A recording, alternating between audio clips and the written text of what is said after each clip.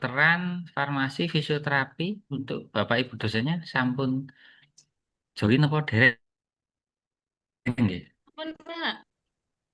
Oh, sampun Bu Atika nggih. Iya. Sinten riyen Bu? Jenengan riyen napa kula riyen Bu? Monggo, monggo, jenengan nggih mboten apa.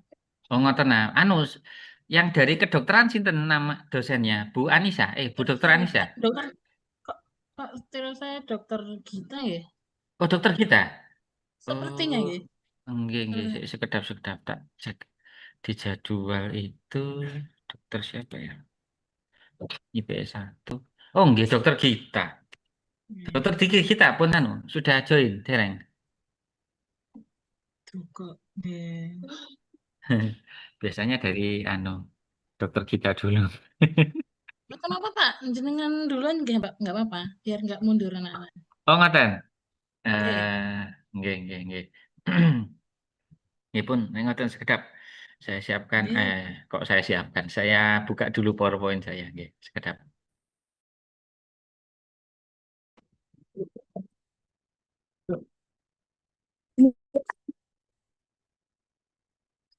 Kan boleh buat nugas nggak sih? Boleh. Boleh. Nggak tahu ya kalau kamu mau anu ya pindah ke sana nanti. Coba sini. Aku parkir keluar kan kamu mau dari sini ya. Ya wes. Atas nama Nanda, bocor suara, mohon di mute, Nanda Alfiana.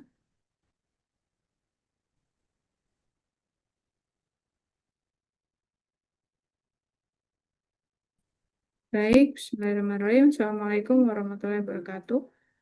Waalaikumsalam warahmatullahi wabarakatuh.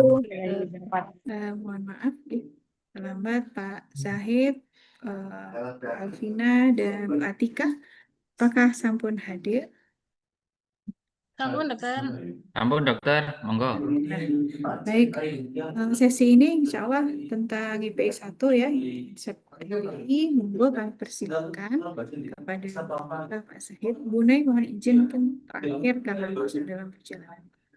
Silakan buat Pak Zahid. Monggo Pak Zahid. Setelah Pak Zahid. Nggih, siap dokter. Sekedap mohon izin share screen nggih.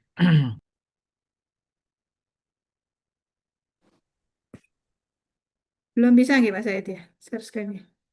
Saged dokter tasik proses Oh, ngapunten. Oh, nggih, mboten saged.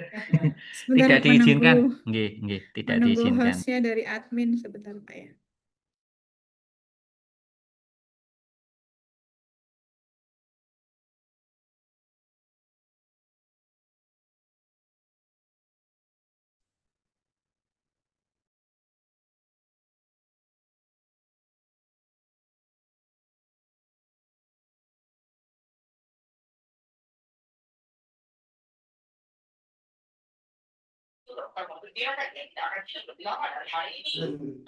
Mas Didit sudah bisa? Buat saya screen Mas Didit. Monggo dokter kita sudah jadi host dok. Ya, baik. Monggo silakan Pak Zaid.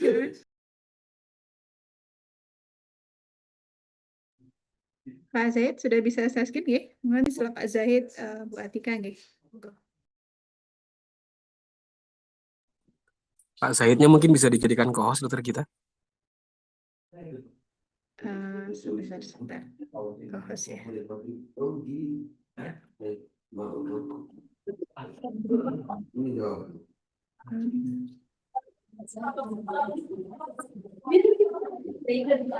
Sampun, silakan Mas Zaid.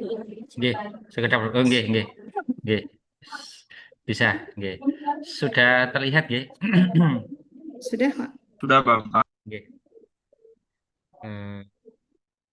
Matur suwun sangat. Kita mulai dulu. Bismillahirrahmanirrahim. Assalamualaikum warahmatullahi wabarakatuh. Waalaikumsalam warahmatullahi wabarakatuh. Alhamdulillah rabbil alamin. Asyhadu an la ilaha illallah, asyhadu anna Muhammadar Rasulullah.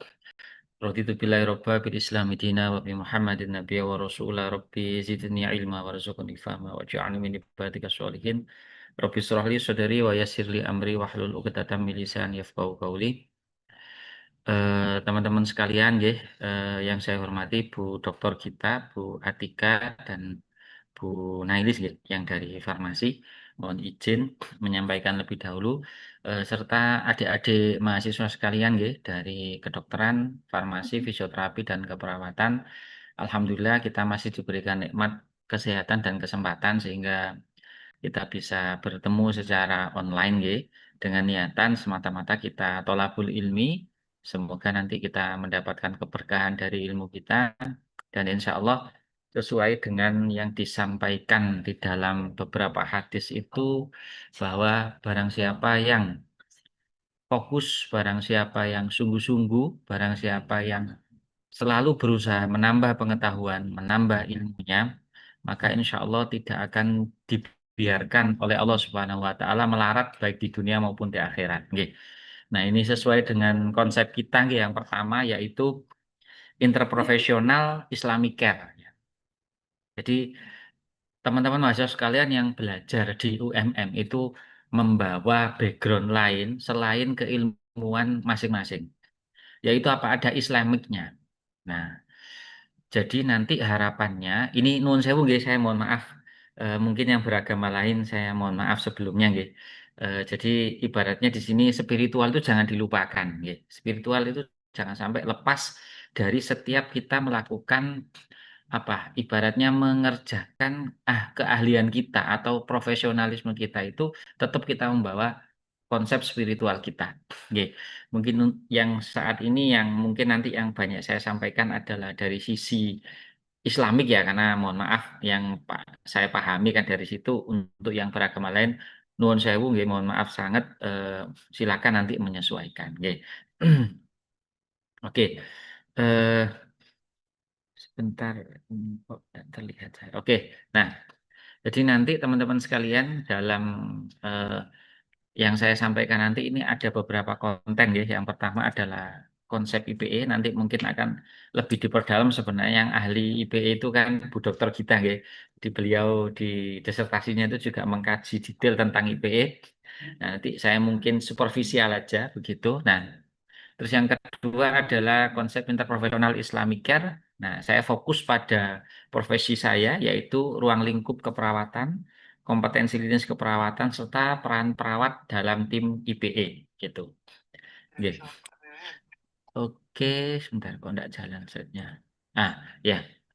Yang pertama teman-teman sekalian, jadi di sini untuk IPE sendiri itu adalah proses belajar lintas profesi kesehatan ya. Jadi yang sekarang ini karena education, jadi nanti ada collaboration. Biasanya lanjutannya itu ketika teman-teman profesi itu ada IPC namanya, interprofessional collaboration. Kalau yang sekarang kan education, jadi kita belajar belajar kita sama-sama mengkaji peran kita nantinya atau ibaratnya kita sebagai satu tim kesehatan, saya sebagai perawat apa yang saya bisa bantu, karena semata-mata semuanya, baik dari kedokteran, farmasi maupun fisioterapi itu fokusnya adalah bagaimana kita bisa memberikan pertolongan kepada pasien kita. Ya, jadi kita tidak bisa memberikan apa namanya kesembuhan atau menyelesaikan masalah pasien kalau hanya dari satu sisi saja, ya, dari satu sisi profesi saja. Dari misalkan ketika sakit nyeri, ya butuh obat. Oke, ada dokter sama farmasi.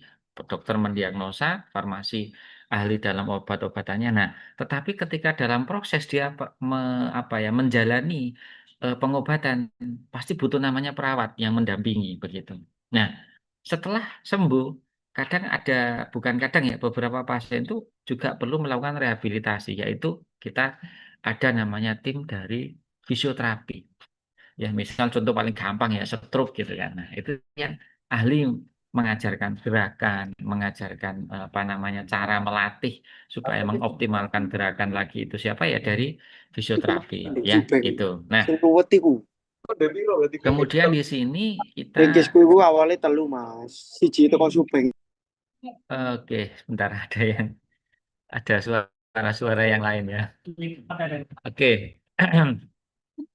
Di situ saya tuliskan ada tree learning ya teman-teman ya. Ada tree learning itu maknanya adalah kita belajar tiga hal di situ, yaitu learn about each other, kita memahami peran masing-masing, dokter, perawat, farmasi, fisioterapi, gizi dan lain-lain ya nantinya. Kalau kita sudah bekerja itu kan ya cukup banyak yang akan bersinggungan dengan kita.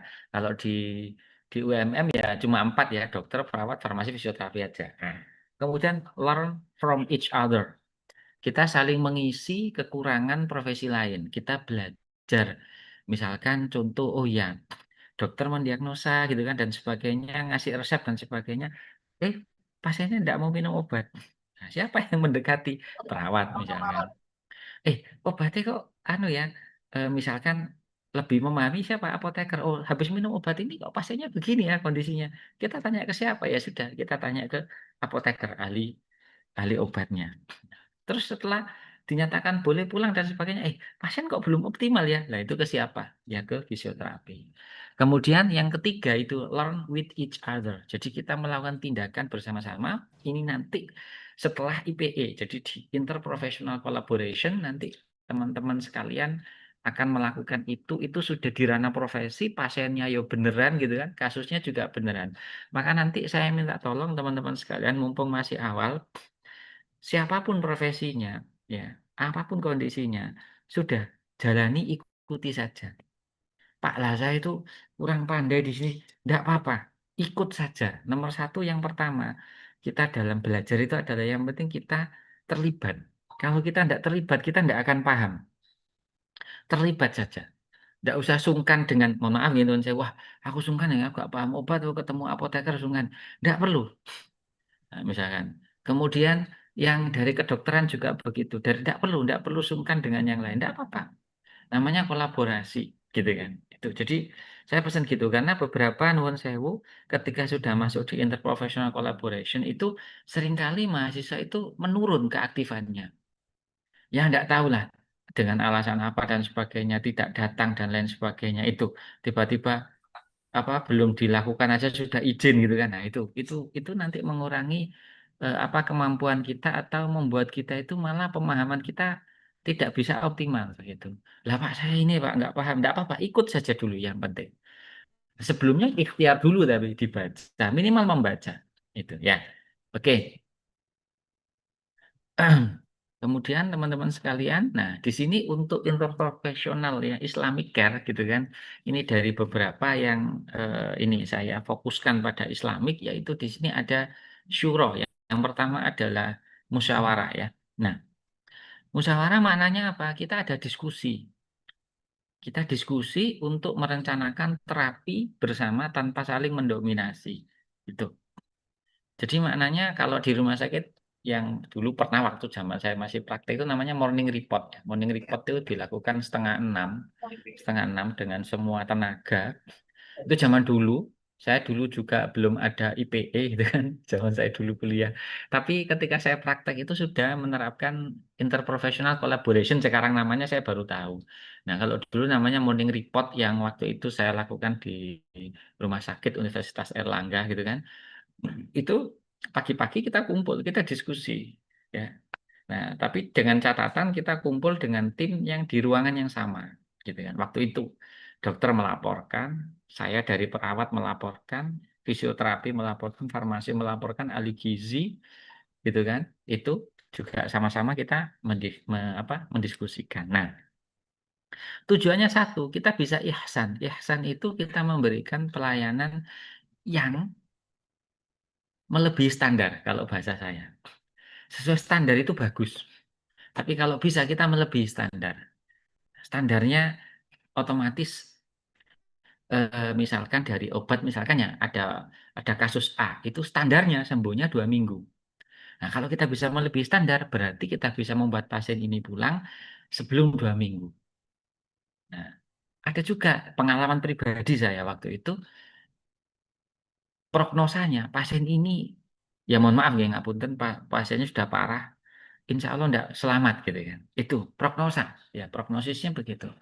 Tapi waktu itu kita tim itu sungguh-sungguh kita punya target gitu kan. Ternyata dalam waktu kurang dari 2 minggu pasiennya itu pulang ke rumah ya, bukan pulang ke rahmatullah ya, bukan pulang ke rumah Tuhannya, tapi pulang ke rumah bisa ternyata.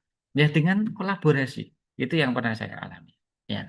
Kemudian kesetaraan teman-teman sekalian ya, kesetaraan itu kita tidak merasa oh yang ini jadi leadernya, bosnya misalkan ini harus manut ini mboten, tapi kita semua punya kepakaran masing-masing ya.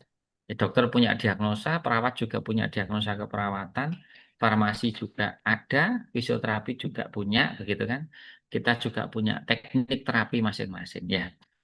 Terus amanah, amanah itu kita bertanggung jawab ya. Jadi kita tidak boleh ibaratnya itu asal saja.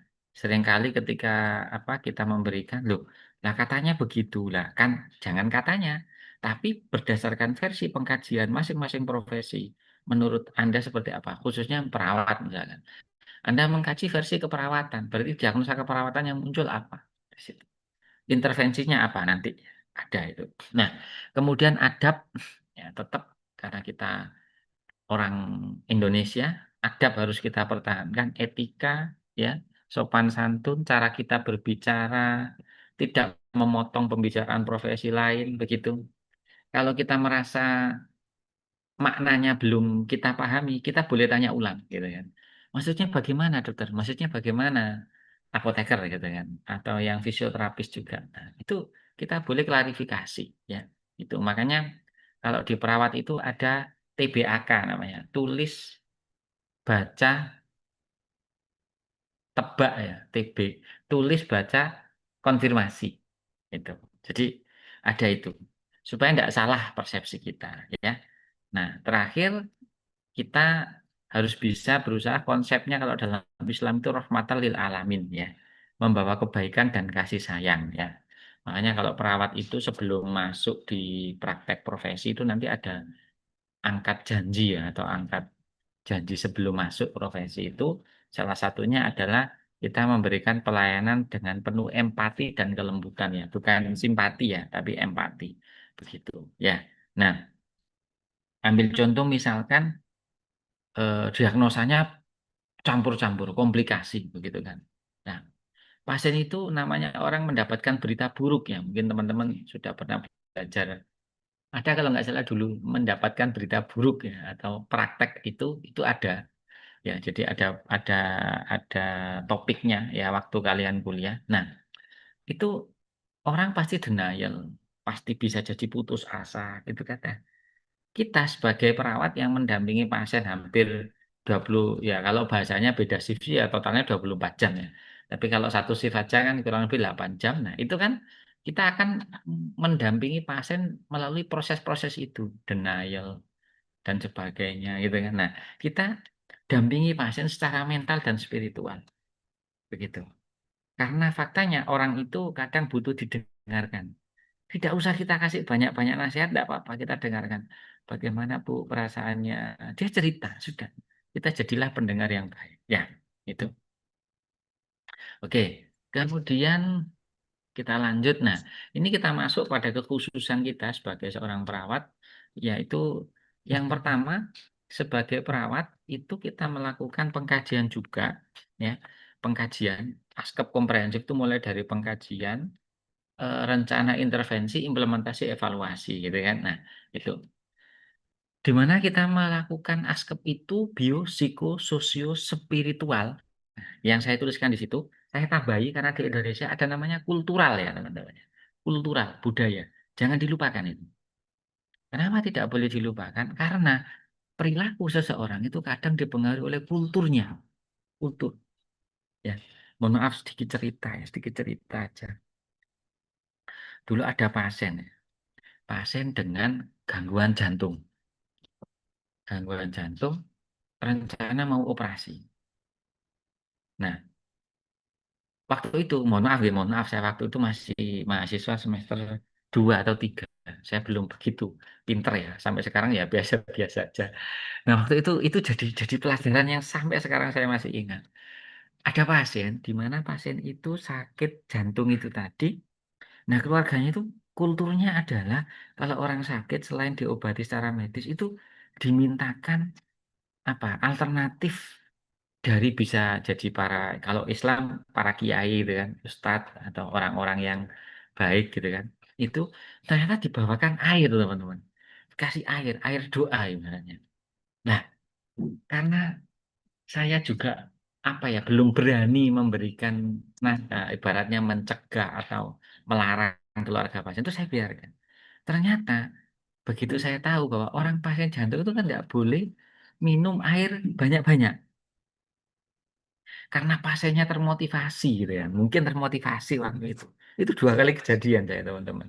Akhirnya makanya benar-benar saya ingat. Nah, itu kesalahan dari kultur teman budaya. Akhirnya pasiennya meninggal. Mohon maaf, meninggal pasiennya. Jadi mungkin karena minumnya kebanyakan, terlalu semangat, sesek gitu kan. Nah, mungkin juga ada edem paru dan sebagainya karena berlebih airnya. Nah, itu akhirnya pasiennya meninggal. Begitu. Ya. Nah, kemudian teman-teman sekalian, kita ada juga yang kedua di lingkup keperawatan itu tadi ya, ASKEP itu mulai dari pengkajian sampai pada evaluasi. Yang kedua adalah koordinasi dan komunikasi. Ya, penting adanya komunikasi itu. Ya. Yang pertama, ketika dari dokter meresepkan, nah itu masuknya ke apoteker. Obat diantar gitu kan. Diantar yang memberikan nanti kepada pasien adalah perawat.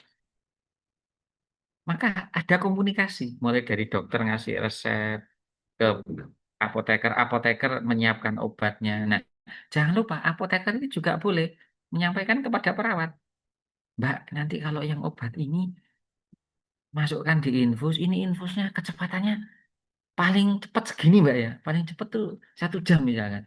Jangan banter-banter misalkan, jangan cepat-cepat. Itu boleh silahkan, ya itu. Misalkan ternyata dari dokter memberikan resep, gitu kan. Terus apotekernya tahu, karena apoteker kan ahli ya dalam obat-obatan, farmakokinetik, farmakodinamik dan sebagainya itu paham. Loh, obat ini ketemu ini, itu efeknya berlebih misalkan, atau apalah menimbulkan yang lain. Nah itu boleh silakan, tidak apa-apa, dikomunikasikan, silakan.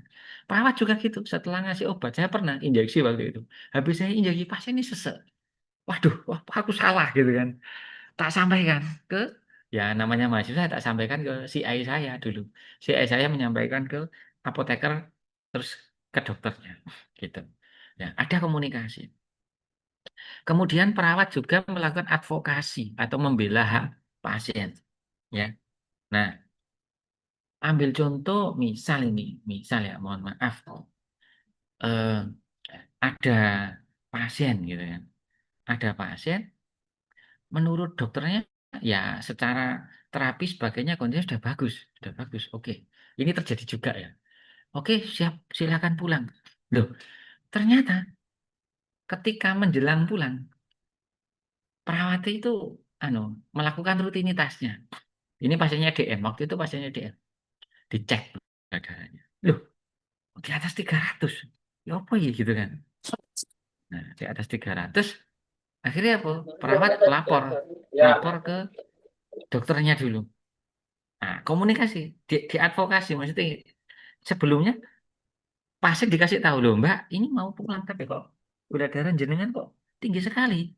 Sebenarnya daripada nanti terjadi sesuatu di rumah gitu kan. Nanti kalau di rumah misalkan terjadi gula darah terlalu tinggi naiknya sampai pingsan dan sebagainya malah bawa sini lagi repot gitu kan.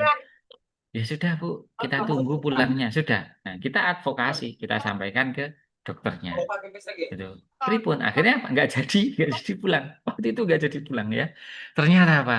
Ya, keluarganya sebelum pulang karena seneng dibelikan makanan dari luar, begitu. Dibelikan makanan dari luar, ya, itu. Lama sudah dari Hah? Enggak lah. Berapa lama sudah ya? Eh, Tak pernah aku ganti ban dalam ini itu selama sebentar, aku saya tidak pakai. bisa matikan ya. Semoga tidak ganggu ya. Mungkin yang ini bisa di off kan dulu, nggih. Mohon izin. Ya, itu. Ya, ya memang daring tuh cobaannya adalah seringkali kita mendengarkan berapa menit terus jenuh. Akhirnya kita terpancing untuk melakukan aktivitas yang lain. Nah, nggih nafsi-nafsi ya, nafsi-nafsi situ aja. Saya terlalu streng juga susah, tapi harapannya adalah minimal Anda dengarkan, paham nggak paham ya itu nanti proses gitu kan. Itu yang penting niatannya sudah bagus gitu kan. Gitu. Oke, saya lanjut. Yang berikutnya adalah perawat ini juga punya kewenangan, kewajiban ya. Kalau saya bilang kewenangan ya wenang, tapi saya bilang aja wajib aja. Kenapa? Karena penting, yaitu apa? Dukungan spiritual. Mohon maaf teman-teman. Ya, jadi ada kejadian, ya, yang saya ceritakan, insya Allah semuanya real dan itu semua saya alami. Jadi begini, pasien itu, Bu, yang namanya, ya mohon maaf, ya, nuwun sewu sekali lagi di agama Islam, ya, saya mohon maaf dulu. Mungkin yang beragama selain Islam, saya mohon maaf. Di Islam itu sholat, sholat kan wajib 5 waktu. Bahkan, ngapunten, mohon maaf, orang yang sakit pun kondisi separah apapun tetap wajib sholat. Wajib, hukumnya wajib tidak bisa ditawar, tidak bisa ditawar, tidak bisa ditawar, ya. Jadi, nah ini kejadian di sebuah ruangan gitu ya. Itu ternyata faktanya tidak ada satupun perawat yang mengingatkan sholat.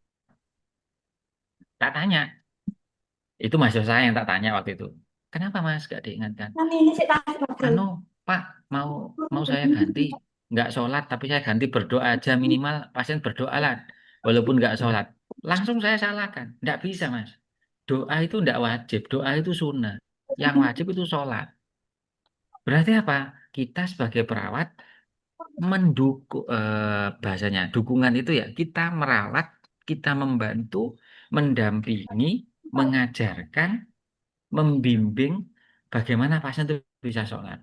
Kalau ada luka, ada apa, tidak boleh kena air, tayamum. Sampai tak ajari cara tayamum ketika pasien di rumah sakit waktu itu. Nah itu teman-teman.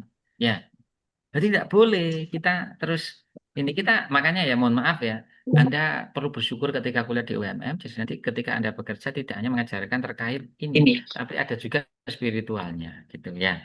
Nah, motivasi spiritual jangan sampai pasien itu menyalahkan Tuhannya karena sakit. Itu enggak sedikit mohon maaf ya. Ada pasien dengan kondisi terminal. Waktu itu kasusnya adalah HIV/AIDS ya. Jadi pasien itu menyalahkan. Ya Allah kenapa kok yang kau berikan sakit kok saya itu. Waktu itu seperti itu. Nah, itu harus kita luruskan, kita berikan motivasi gitu kan. Nah, terus penguatan tawakal. Tawakal itu maknanya bukan pasrah ya teman-teman ya. Tawakal adalah kita tetap berikhtiar, tetapi hasil itu wallahu a'lam. Itu makna tawakal. Sakit ya minum obat, ya butuh operasi ya operasi, kemoterapi ya kemoterapi, butuh apa itu namanya rehabilitasi medis, rehabilitasi yang misalkan stroke lumpuh ya tetap kita rehabilitasi. Perkara secara teori misalkan ya, saraf itu tidak bisa kembali yang lumpuh ya pasti lumpuh terus menerus. Itu Allah alam. Tapi minimal kita ikhtiar karena ada beberapa orang ketika melakukan hal tersebut itu ini bisa bisa berbeda gitu loh. Bukan hanya pasrah terus diem tidak ngapa-ngapain sudah takdir Tuhan enggak ya. Oke, kita lanjut. Nah, kompetensi klinis keperawatan apa? Ya, mulai dari pengkajian ya. Nanti teman-teman ya di ketika role play dan sebagainya yang pengkajiannya harus beneran ya. Pengkajian beneran. Bawa form pengkajian gitu kan. Tuh. Terus kita diagnosa gitu kan ya. Kita melakukan diagnosa. Diagnosa kita dulu pakai pakai Nanda, kemudian sekarang kita pakainya SDKI, SL Siki dan SLKI ya. Outcome-nya kita pakai SLKI, standar luaran keperawatan Indonesia. Intervensinya kita pakai Siki begitu. Ya. Nah, jadi itu nah Anda boleh membawa bukunya, pakai aplikasi juga boleh silakan. Poin pentingnya pesan saya adalah dibaca. Pak, saya tidak paham, tidak apa-apa, baca dulu. Ya, pokoknya dibaca. Di situ semuanya ada, jangan ngarang sendiri. Dan saya berpesan, jangan, mohon maaf ini nuwun sewu, jangan ketika nanti misalkan menentukan diagnosa, Anda ambil langsung menggunakan AI, misalkan tanya ChatGPT misalkan. Yang bagus adalah Anda gunakan aplikasi online-nya ada, SDK itu online-nya ada. Lah itu yang Anda ambil dari situ enggak apa-apa, ya. Begitu. Intervensinya juga sama, apa saja intervensinya. Kemudian luarannya juga sama, begitu. Oke, nah berikutnya adalah peran perawat dalam tim IPE. Apa peran kita? Di situ ada bermacam-macam ya, mulai dari ada koordinator, ya, mediator, kemudian terakhir adalah pelaksana. Kalau kita fokusnya di sini spiritual, maka kita spiritualkan, pelaksana spiritualkan. Nah, koordinator menghubungkan bisa ya. Menghubungkan maknanya gimana? Nanti ketika misalkan interprofessional collaboration gitu kan, misalkan ada kasus. Nah, yang istilahnya itu kita mengetahui kondisi pasien, mengetahui misalkan ada efek samping ketika habis minum obat sebagainya, kan perawat. Maka kita bisa menghubungkan antar tim tersebut. Itu peran kita sebagai koordinator. Besok kita lakukan kolaborasi ya, mohon maaf ini sudah 10 hari ini pasiennya gitu kan. Kok tetap seperti ini gitu kan. Itu boleh kalau dari sisi pekerjaan.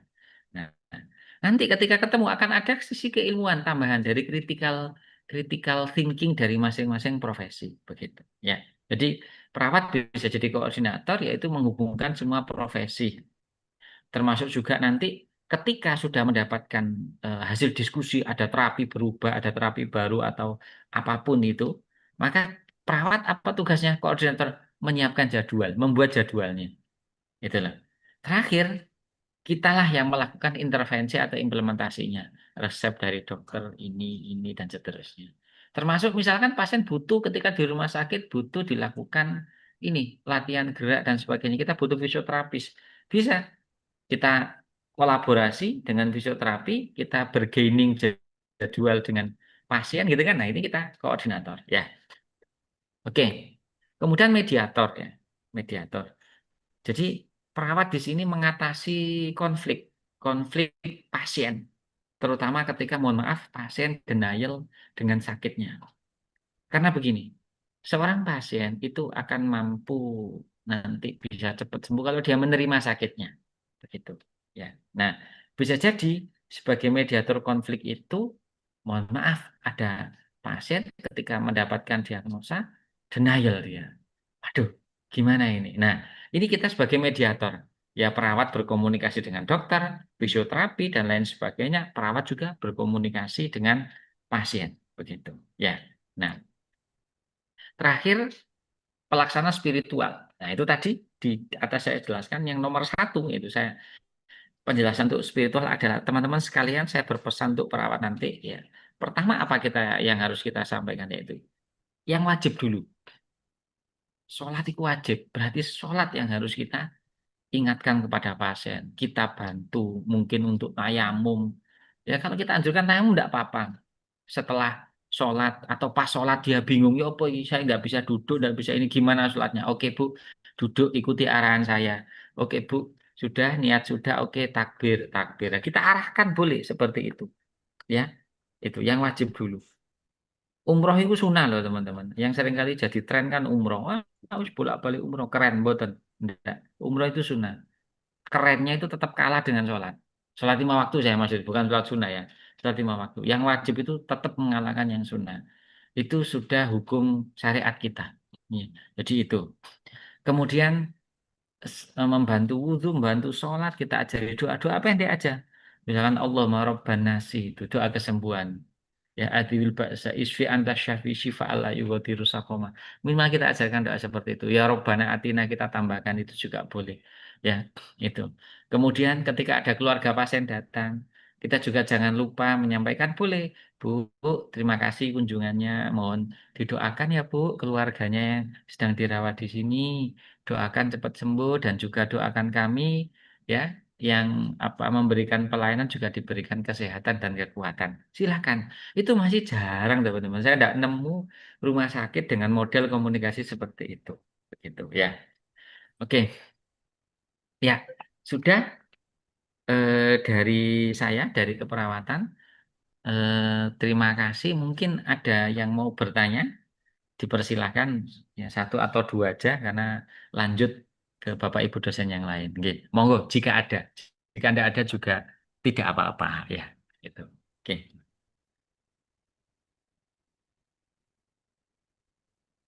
Oke. Cukup, nggih? Baiklah, jika cukup untuk dari saya akhiri dulu sementara, nanti dilanjut mungkin dengan Bu Dokter Gita atau Bu Atika atau yang dari Bu Nailis ya dari farmasi. Terima kasih, mohon maaf atas segala kekurangan, semoga ilmunya manfaat dan barokah. Saya akhiri, Assalamualaikum warahmatullahi wabarakatuh. Waalaikumsalam warahmatullahi wabarakatuh. Nggih. Bu Atika dan Bu Dokter Gita, ngapunten, saya mohon izin nggih. Ini setelah ini saya ada nguji skripsi.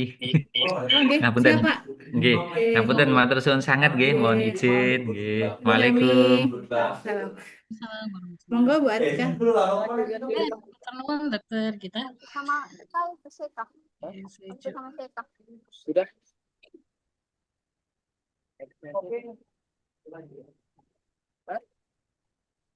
Hey,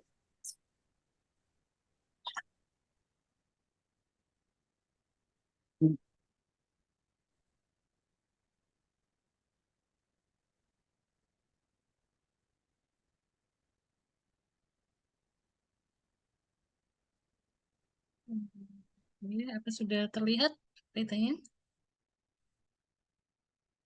Sudah terlihat, Ibu. Suara saya jelas mboten nggih? Nggih, sampun, Bu. Yang jelas. Bentar, saya kok nggak bisa nutup ini.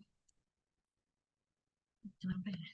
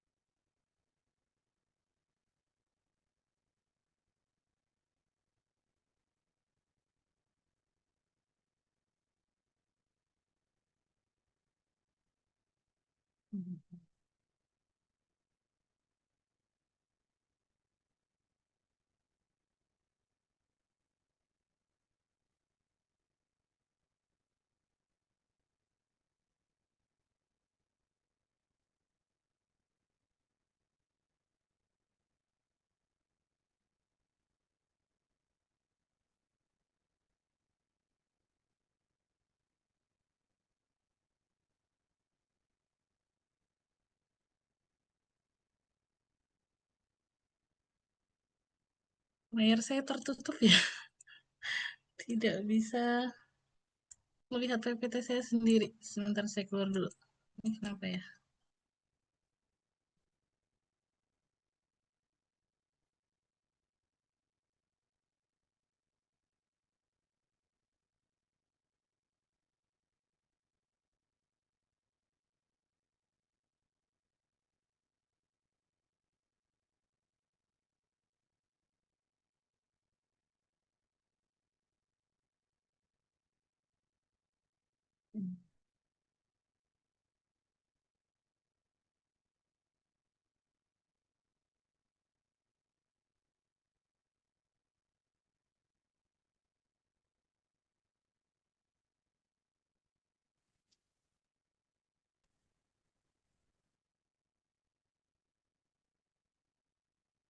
Oke. Sudah terlihat PPT saya? Saya tertutup tadi. Nggih, sampun terlihat.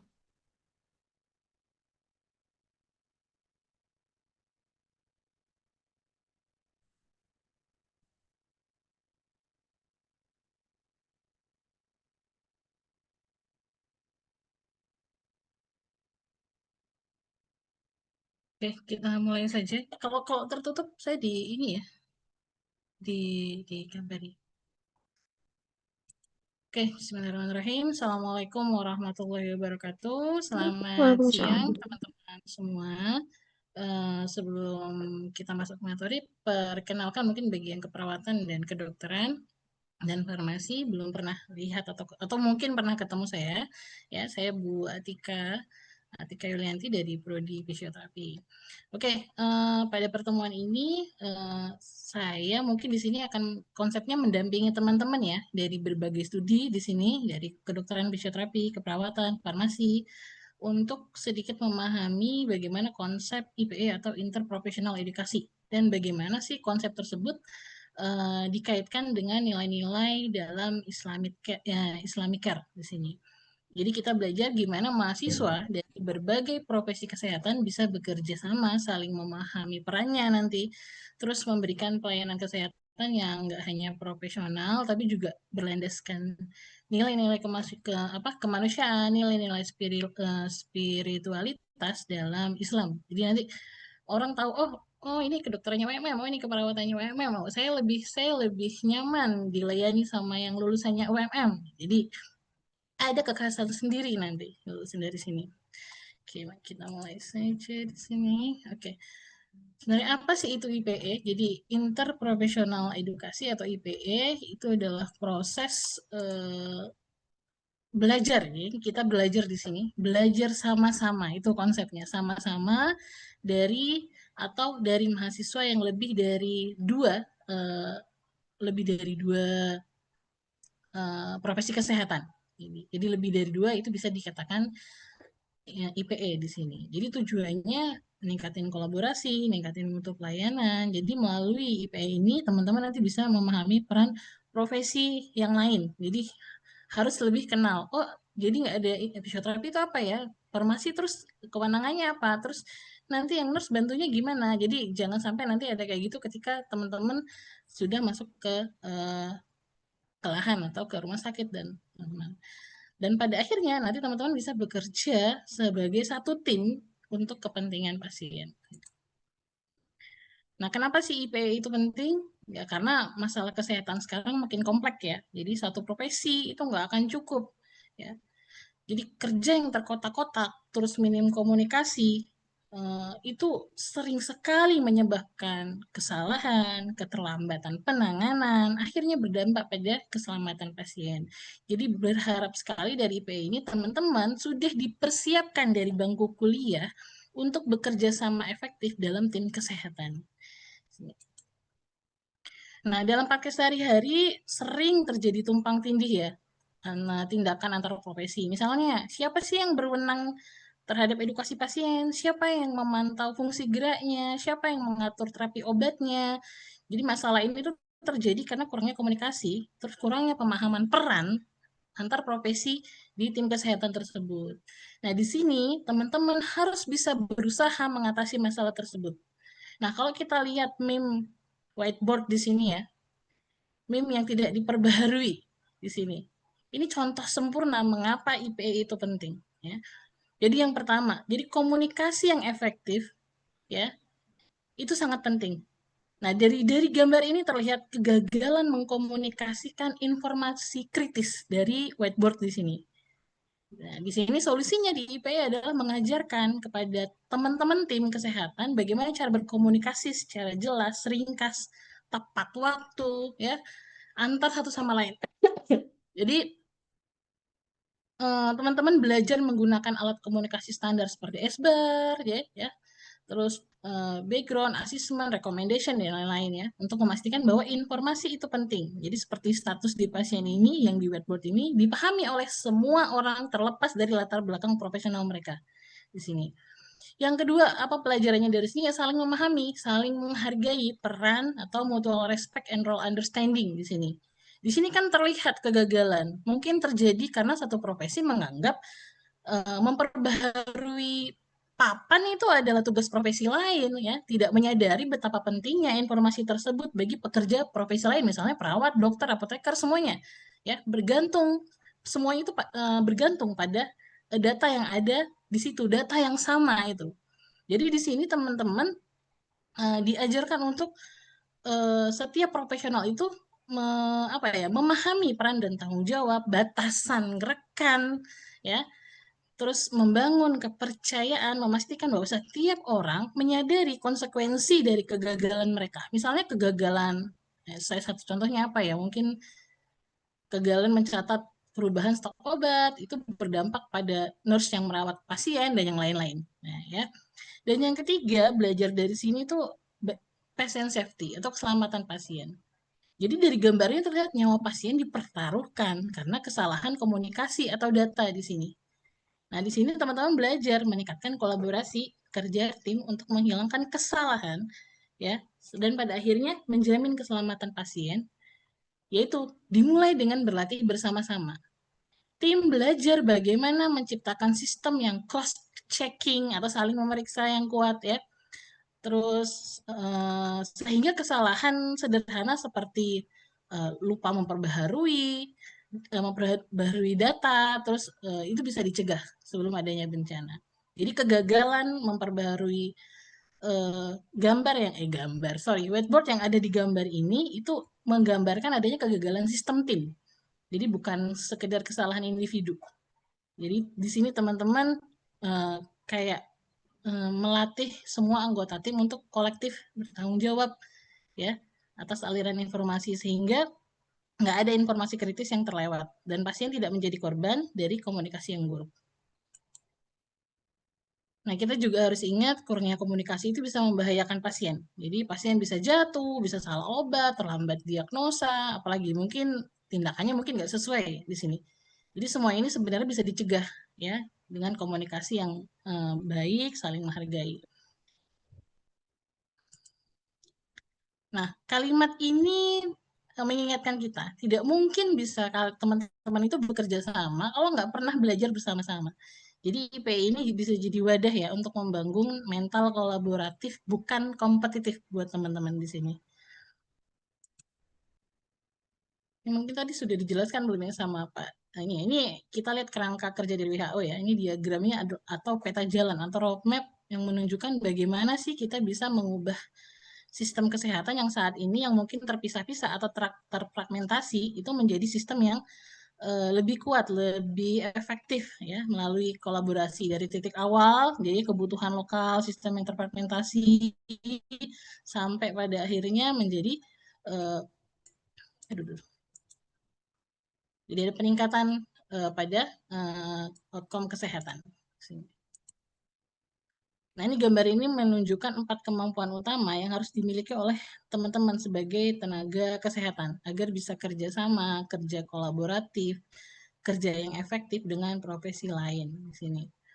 Nah, ini ada value atau etik untuk interprofessional practice di sini. Ini tenaga kesehatan harus memiliki nilai profesional, menghargai profesi lain, menjaga kerahasiaan pasien, jujur, bersikap etis ya.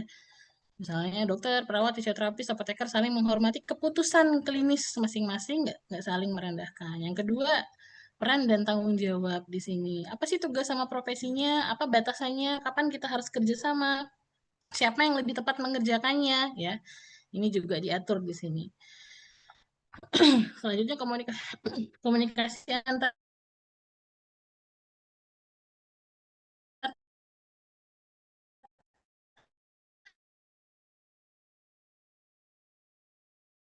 profesi. Jadi tenaga kesehatan itu harus mampu yang dipahami oleh semua profesi di sini. Contohnya misalnya kayak semua profesi memberikan laporan singkat tapi lengkap. Ada yang melaporkan kondisi obat, ya, ada yang melaporkan mobilitasnya, terus rehabilitasinya, rencana tindak lanjut, terapi lengkapnya, itu. Terus juga kerja tim and teamwork di sini. Ini kemampuan bekerja dalam satu tim. Jadi bukan bekerja sendiri-sendiri. Jadi butuh kerjasama, saling dukung, ya, berbagi keputusan. Terus di sini ada teman-teman merencanakan intervensi untuk pasien, ya. Nah, tujuan IPS sendiri di sini juga mencakup peningkatan kolaborasi antar profesi, ya. Terus ada kualitas perawatan pasien, kemampuan komunikasi, ya. Jadi di sini teman-teman itu diajak untuk bagaimana nanti pada akhirnya meningkatkan perawatan pasien secara bersama-sama.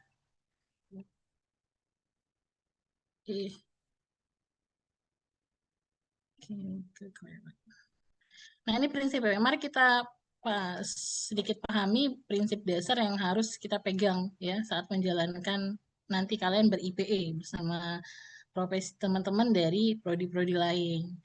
Ya, di sini misalnya berpusat pada pasien dan keluarga. Jadi intinya di sini perawatan yang kita berikan harus selalu berorientasi pada kebutuhan, nilai, preferensi pasien dan keluarga. Jadi kita nggak bekerja demi ego profesi kita, melainkan demi pasien. Pasien dan keluarga itu mitra aktif di dalam pengambilan keputusan di sini. Terus yang kedua, menghargai perbedaan pendapat dan memberikan kesempatan yang sama untuk setiap profesi. Jadi setiap profesi itu punya pengetahuan unik. Jadi kita harus saling menghormati kontribusi perspektif yang unik ya dari setiap profesi di sini. Jadi nggak ada profesi yang lebih tinggi. Jadi semua memiliki hak dan kesempatan yang sama untuk memberikan pendapatnya demi pasien. Manajemen konflik ya. Jadi manajemen konflik yang baik sehingga mampu menyamakan pendapat. Jadi konflik itu pasti akan terjadi. Karena pasti setiap orang punya perbedaan pandangan.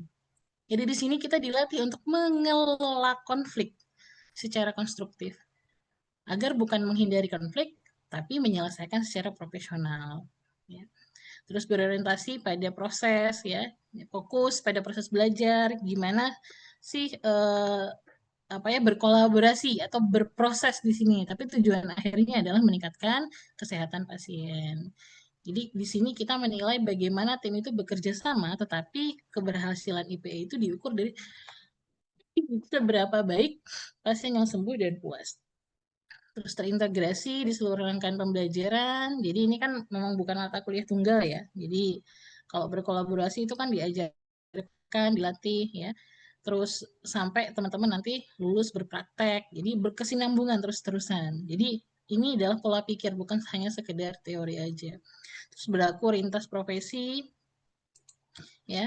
Jadi IPE melibatkan minimal itu ada 2 profesi. Nah, ini adalah tentang tim, bukan hanya untuk 2 orang.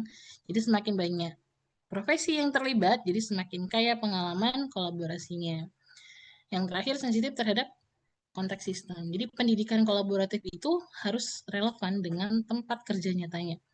Jadi kita harus mempertimbangkan konteks sistem kesehatan lokal, kebijakan, sumber daya, budaya, ya, budaya rumah sakit, ya, agar lulusannya juga bisa langsung menerapkan kolaborasi di lapangan. Jadi ketujuh prinsip ini panduan buat kita, buat teman-teman nanti untuk memastikan bahwa IPE itu menghasilkan tenaga kesehatan yang benar-benar bekerja, siap kerja, ya, demi keselamatan pasien. Nah, mengapa sih perlu menghabiskan waktu dan energi teman-teman ya, di sini untuk belajar bersama? Yang pertama ya meningkatkan kolaborasi antar profesi. Jadi di sini untuk bisa bekerja satu tim, terus juga meningkatkan kualitas kesehatan. Jadi ketika tim bekerja lebih baik, hasilnya pun jadi lebih baik. Ya. Terus juga meningkatkan kemampuan komunikasi. Kita belajar menggunakan bahasa yang dipahami semua orang dan juga belajar dengan cara mendengarkan secara aktif ya, yang pada akhirnya mendengarkan ini adalah sebuah fondasi penting dalam keselamatan pasien pada akhirnya nanti. Mengurangi risiko konflik ya. Jadi tahu siapa yang melakukan apa. Jadi di sini ada role clarification. Jadi kita dapat menghargai batas wewenang, terus meminimalkan kesalahpahaman ya. Terus meningkatkan pemahaman terhadap pendekatan terpadu. Jadi di sini konsep perawatan holistik lah ya. Jadi merawat pasien itu kan nggak hanya soal obat, nggak hanya soal pembedahan, tetapi juga melibatkan nutrisi, rehabilitasi, terus aspek psikososial, semuanya harus terintegrasi. Terus persiapan untuk praktek profesional yang lebih baik di sini. Jadi teman-teman di sini disiapkan ya untuk kenyataan kerja tim nanti di fasilitas kesehatan. Fokus pada pasien dan hasil yang lebih baik ya di sini. Jadi semua manfaat di atas tadi ketika semuanya itu tercapai ya, kolaborasi komunikasi, kualitas yang baik, maka yang paling diuntungkan di sini adalah pasien yang mendapatkan perawatan yang terbaik. Jadi mungkin IPA itu bukan hanya teori di ruang kuliah ya, jadi bisa dibilang ini investasi kritis lah ya untuk masa depan profesional teman-teman semuanya. Nah, kita sederhanakan IPA menjadi 3 komponen kunci. Ini ada 3 pilar utama. Sini yang terhubung di sini ya. Kok kecil di saya. Ya, pembelajaran bersama atau share learning di sini. Ini proses di mana berbagai profesi belajar secara serentak. Ya. Terus ada juga komunikasi efektif. Jadi bagaimana teman-teman itu bertukar informasi secara jelas, tepat, terus sama-sama saling ngerti. Dan yang terakhir di sini kolaborasi kerja tim tadi.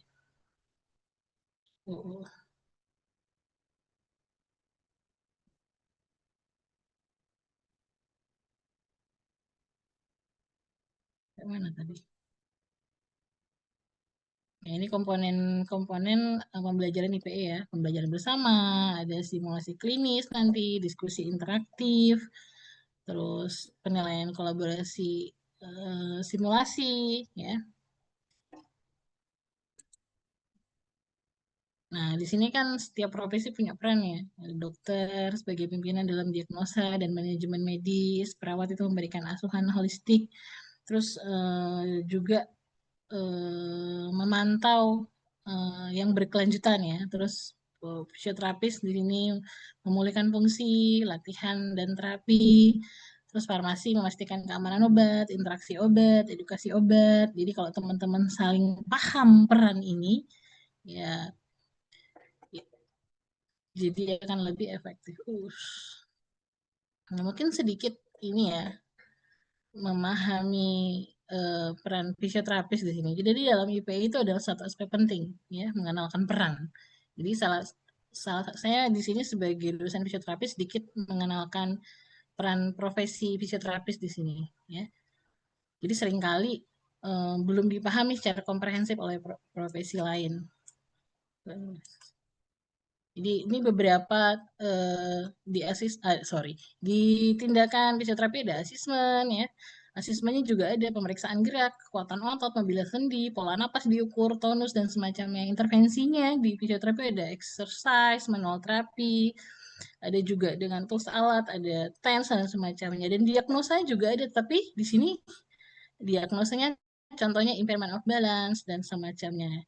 Jadi fisioterapi di sini memiliki apa ya kerangka kerja ilmiah sendiri. Jadi diagnosa yang dikeluarkan bukan diagnosa medis, tapi diagnosa gerak atau diagnosa fungsional.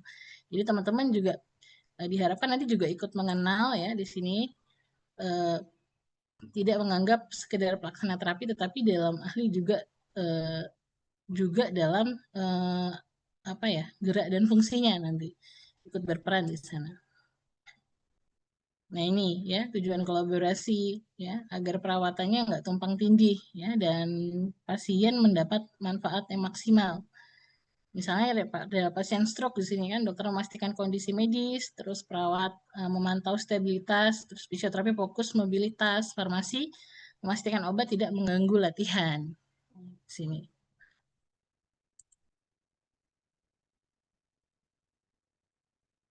Nah ini teman-teman menerapkan IPE itu nggak mudah. Jadi mungkin banyak hambatan, mungkin yang saya simpulkan di sini ada 4 yang harus diatasi. Yang pertama, teman-teman tuh beda kurikulum. Ada 4 prodi di sini, beda kurikulum. Jadwal, materi tiap program studi itu berbeda. Jadi sulit mencari waktu dan topik yang pas untuk semuanya. Ya, tapi semua sudah disiapkan oleh tim, dokter Gita dan tim semuanya.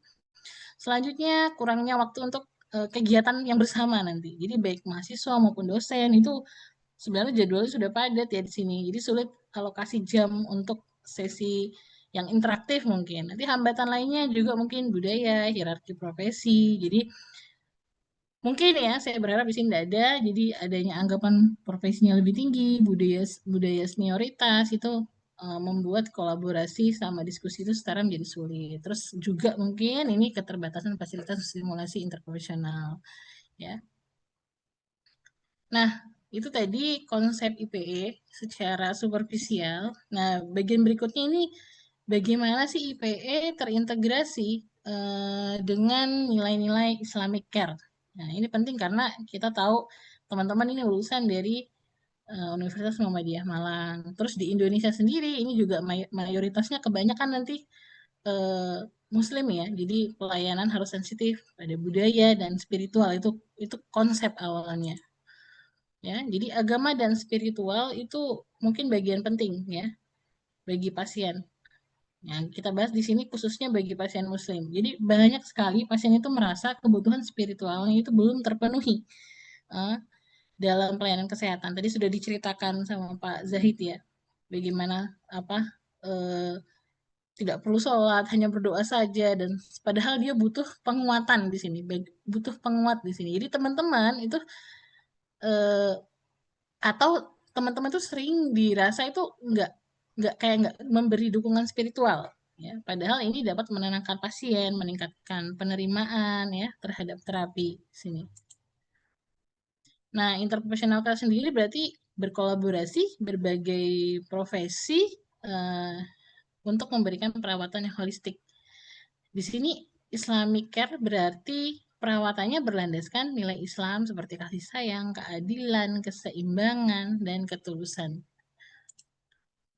Nah, prinsipnya di sini yang pertama mencakup tauhid ya. Jadi meyakini bahwa kesembuhan itu dari Allah. Itu mutlak di sini.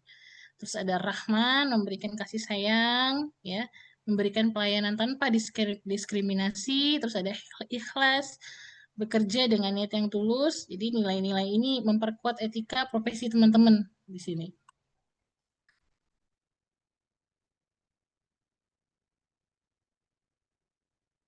Nah, di sini spiritual care itu bukan seperti menggurui agama pasien ya, tetapi memberikan ruang di sini agar pasien itu bisa mengekspresikan keyakinannya, berbagi kekhawatiran, dan mendapatkan dukungan. Contohnya mendengarkan pasien, tadi sudah disebutkan juga ya sama Pak Zahid, menyediakan waktu untuk berdoa, membantu pasien menjalankan ibadah jika memungkinkan.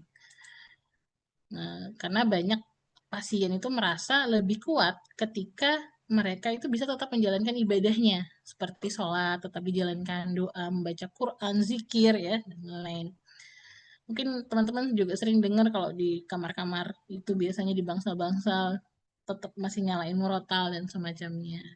Jadi teman-teman di sini perlu juga peka terhadap kebutuhan ini dan bisa memfasilitasi selama nggak ganggu proses medis, ya. Ya, kayak tadi diminumkan air mungkin dan semacamnya, mungkin ada yang disiram air, disiram bunga ya. Kalau itu mengganggu proses medis itu uh, diabaikan. Nah, ini jadi pasien juga uh, punya keinginan untuk terlibat dalam kegiatan ibadah ya. Di sini dia berharap bisa meningkatkan hubungannya dengan Tuhannya. Jadi punya motivasi yang lebih di sini, punya keyakinan yang lebih.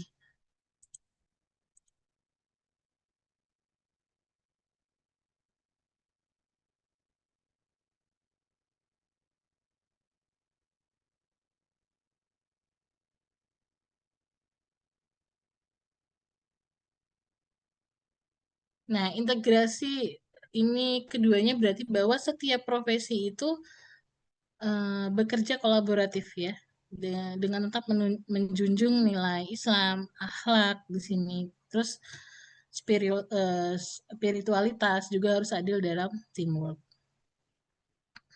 Ini beberapa contoh pelayanan Islamic Care ya. Ini menyapa, ya, dengan sopan, menunjukkan keramahan. Ini salah satu ciri khas ya, ciri khas dari pelayanan dengan Islam, menggunakan ucapan yang positif sebelum tindakan, baca Bismillah sebelum dilakukan tindakan. Yang paling penting menjaga aurat, ya, profesional, memfasilitasi ibadah pasien, menyediakan tenaga kesehatan berdasarkan gender jika memungkinkan. Ya, jadi yang hal-hal yang sederhana ini memberi kenyamanan besar bagi pasien. Nah, ini beberapa doa yang bisa mungkin diajarkan ke pasien, ayo Bu ikuti saya di sana seperti itu. Nah, ini beberapa cara apa tayamum, terus sholat pada berbagai posisi, di bed, dalam posisi duduk, dalam posisi tidur, ya, ya, di kursi. Ya. Nah, di sini kesimpulannya IPE ini membentuk teman-teman menjadi tenaga kesehatan yang mampu bekerja sebagai tim. Dan Islamic Care sendiri memberikan landasan agar pelayanan teman-teman itu penuh dengan akhlak dan penuh kasih sayang. Jadi semoga materi ini menambah pemahaman, mempersiapkan teman-teman menjadi insan kesehatan yang komprehensif. Oke, mungkin sekian dari saya. Wassalamualaikum warahmatullahi wabarakatuh. Saya kembalikan ke dokter Gita. Dokter Nuwun, dokter. Waalaikumsalam. Tenuan, monggo Bu Ika. Silakan. Ya, baik. Makasih, dokter kita. Sebentar saya share materinya.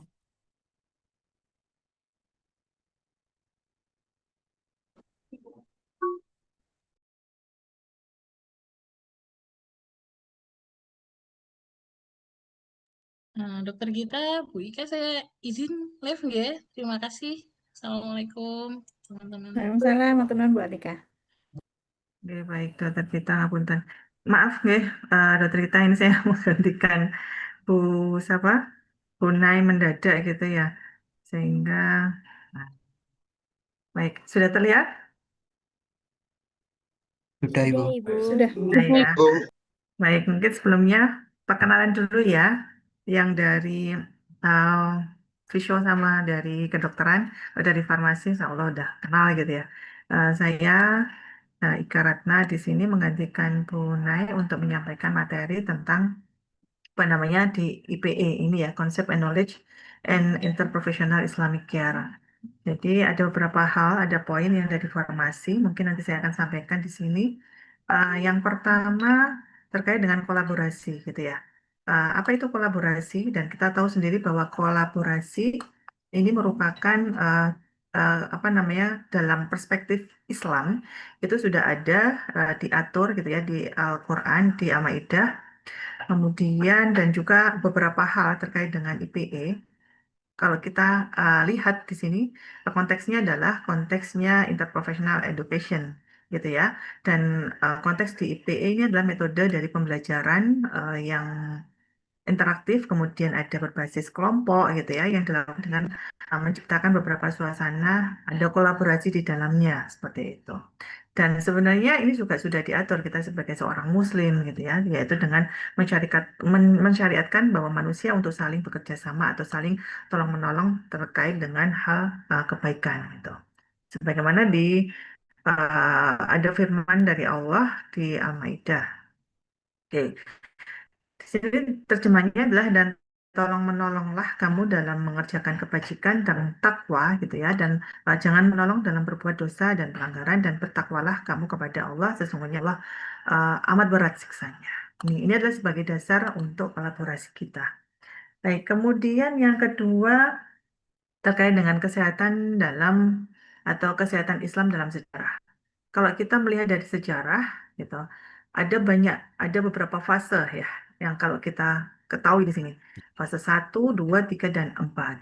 Jadi di sini hasil kerja keras dari pakar kimia Muslim. Kalau di farmasi itu, kalau dilihat dari sejarahnya itu memang merupakan bagian dari ilmu lama, gitu ya.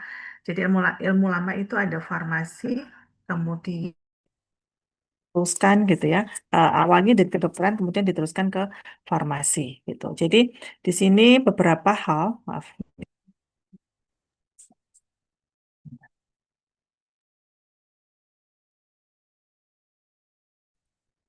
Maaf dokter, oh ya bisa. Baik, jadi di sini yang fase pertama itu ada hasil kerja keras dari pakar kimia Muslim sekaligus perintis ilmu farmasi. Salah satunya adalah Jabir bin Ibnu Hayyan. Mungkin kalau di kedokteran ada namanya salah satu ilmuwan ada Ibnu Sina gitu ya, yang beliau juga seorang dokter dan juga seorang farmasis.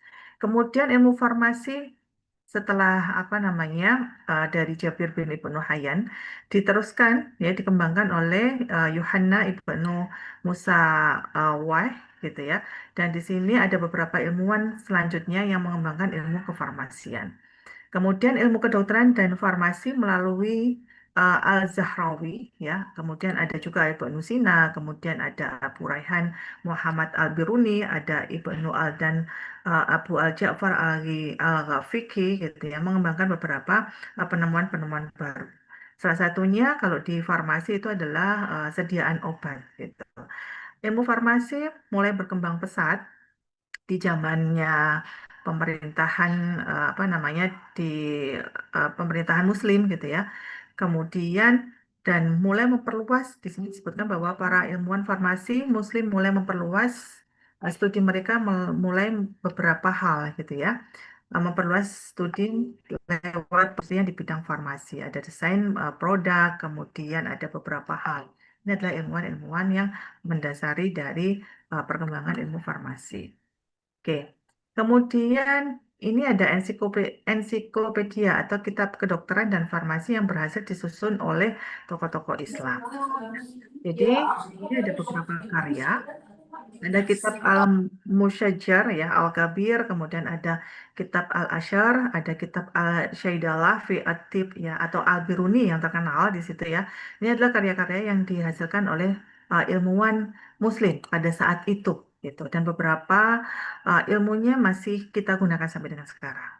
Ini contohnya misalkan yang pertama ada kitab Al-Musyajjar Al-Kabir, yaitu yang merupakan semacam ensiklopedia yang berisi daftar-daftar penyakit gitu. Kemudian ada Al-Asyar atau Ar-Razi yang sangat terkenal gitu ya, baik di kedokteran, farmasi atau bukan di keperawatan juga ya, dan di fisioterapi, yaitu uh, buku ini terkait dengan obat-obat secara medis dan bagaimana cara mencampurkan obat tersebut.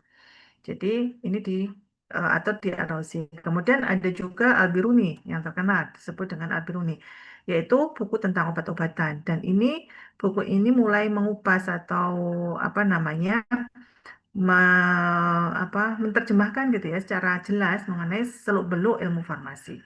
Dalam kitab ini Al-Biruni tak hanya mengupas dasar farmasi, namun juga menjelaskan peran farmasi ini di mana, serta tugas dan fungsi yang diemban sebagai seorang farmasis. Ini adalah merupakan sumber ya, Al-Quran sumber dari ilmu kesehatan dari Quran Surat Al-Isra 82, dan terjemahnya adalah, dan kami turunkan dari Al-Quran sesuatu yang menjadi penawar atau obat dan rahmat bagi orang yang beriman. Sedangkan bagi orang yang zalim hanya akan menambah dari kerugian.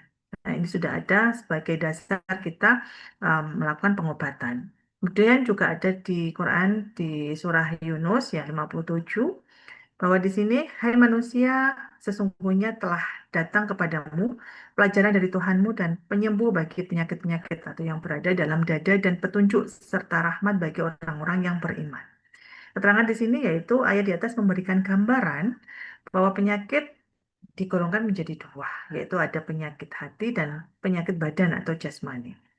Karena itu definisi dari sehat harus mencakup kedua hal tersebut, gitu ya. Ini sudah diatur juga di sini. Nah, ini adalah konsep dari obat dalam Al-Quran. Kalau kita merujuk dari Al-Quran di surah Yunus ya 57, tadi disebutkan bahwa penyakit hati dan juga penyakit jasmani. Yaitu penyakit hati obatnya ya apa? Ya kita bagaimana kita bisa bersikap baik kepada orang, kemudian kita beribadah gitu ya. Itu juga bisa menghilangkan untuk penyakit hati. Kemudian penyakit jasmani ya bagaimana kita bisa menyembuhkan penyakit yang ada di tubuh kita, yaitu obat untuk penyakit jasmani. Yang inilah yang kita butuhkan. Baik, kemudian setiap penyakit jasmani tentu ada obatnya, gitu ya. Dan di sini bahwa setiap penyakit tentu ada obatnya. Apabila didapat obat yang cocok untuk menyembuhkan suatu penyakit, maka penyakit itu akan hilang dengan seizin Allah. Jadi tugas kita sebagai seorang muslim itu adalah untuk berobat kalau kita sedang sakit, untuk menyembuhkan penyakit tersebut. Baik, ini adalah akidah muslim dalam pengobatan. Jadi, dan apabila aku sakit, dialah yang menyembuhkan aku. Di Asy'arah ya, di ayat 80. Keterangan di sini apa sih yang apa namanya? Yang bisa kita ambil gitu ya, keterangan dari Al-Qur'an ini, bahwa ayat ini menegaskan bahwa suatu penyakit itu harus dipegang oleh apa namanya? Suatu keyakinan itu harus dipegang oleh kita sebagai seorang muslim gitu ya, sebagai umat Islam, yaitu apapun ya Allah yang akan memberikan kesembuhan gitu ya. Kemudian di dalam tafsirnya di Al-Marawi dan di Al-Harari juga mengatakan bahwa ketika aku sakit tidak ada seorang pun selain Allah yang bisa menyembuhkan atau memberikan obat, tidak juga dokter. Jadi kita sebagai manusia ini sebenarnya adalah perantara, dan semua yang menentukan semuanya adalah Allah ya. Kemudian preventif didahulukan daripada kuratif, gitu ya. Jadi makan dan minumlah dan janganlah berlebih-lebihan. Sesungguhnya Allah tidak menyukai orang-orang yang berlebihan. Kita sewajarnya saja. Jadi mengikuti aturan bagaimana kita hidup, bagaimana kita pola makan yang diajarkan oleh Allah, yaitu makan sesuai dengan yang apa namanya sesuai, yaitu makan yang halal, yang baik, yang higienis dan tidak berlebihan, tidak mukbang gitu ya. Makan yang sangat berlebihan seperti yang kita lihat di media sosial seperti di IG begitu. Dan kalau waktunya puasa ya kita harus melakukan ketentuannya, melakukan kewajiban kita sebagai seorang muslim. Kemudian, dan di sini juga diterangkan bahwa menjaga kebersihan tubuh apa saja di situ, pakaian tentu, kemudian lingkungan sekitar gitu ya, kita juga harus menjaga itu.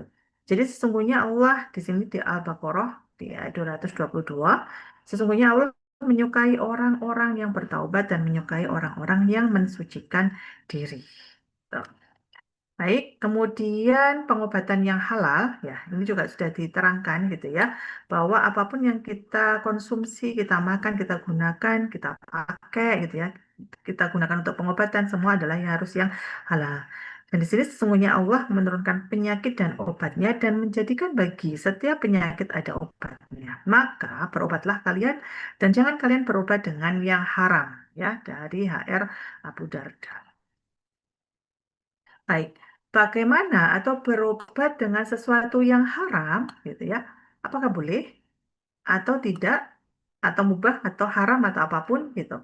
Maka di sini kita bisa melihat ya di Al-Baqarah ya di ayat 172, sesungguhnya Allah hanya mengharamkan bagimu bangkai, darah, daging babi, dan binatang yang ketika disembelih disebut nama selain Allah.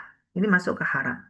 Akan tetapi, barang siapa dalam keadaan terpaksa, ya, ini adalah dalam keadaan terpaksa memakannya sedang ia tidak menginginkannya dan tidak pula melampaui batas, maka tidak ada dosa baginya. Sesungguhnya Allah Maha Pengampun lagi Maha Penyayang. Jadi kalau kita lihat dari sini maka diusahakan kita tetap menggunakan, ya wajib menggunakan berobat dengan cara yang halal gitu ya. Oke. Ini contoh tanaman dalam Al-Quran yang apa namanya bisa digunakan untuk pengobatan. Tentu adik-adik semua kenal ya dengan kurma gitu ya. Ini ada kurma disebutkan dalam beberapa surah ya di Al-An'am ataupun di Ar-Ra'd.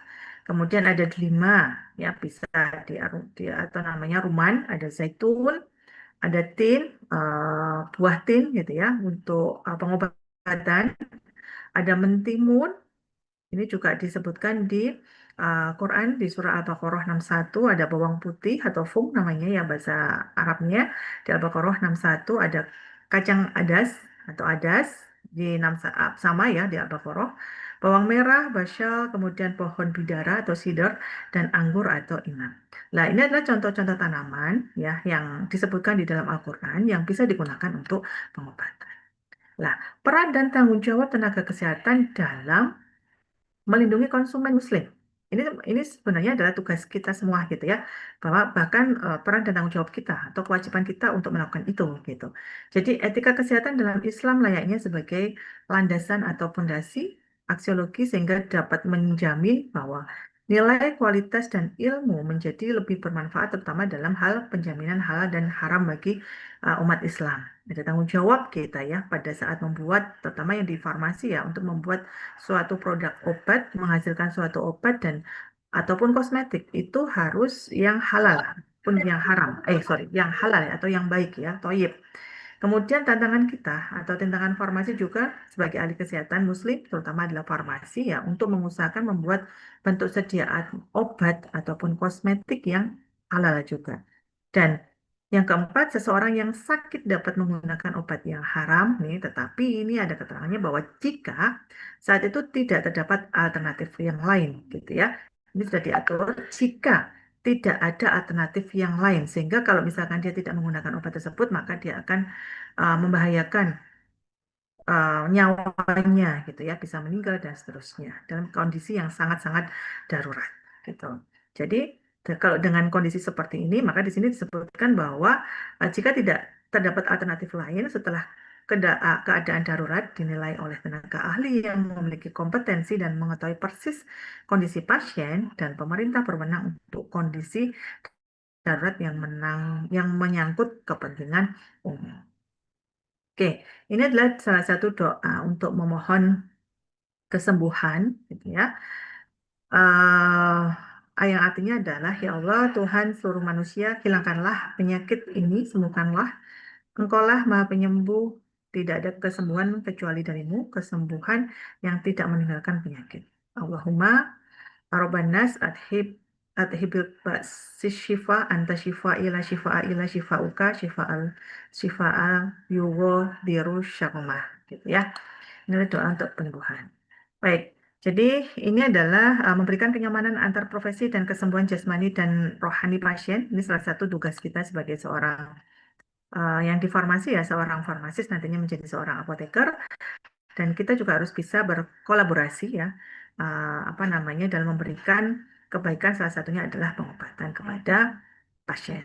Mungkin ini dokter kita dari farmasi. Saya akhiri. Wassalamualaikum warahmatullahi wabarakatuh. Tenuan, Bu Ika. Nah, sampai di sini mungkin teman-teman ada yang ingin ditanyakan, teman-teman.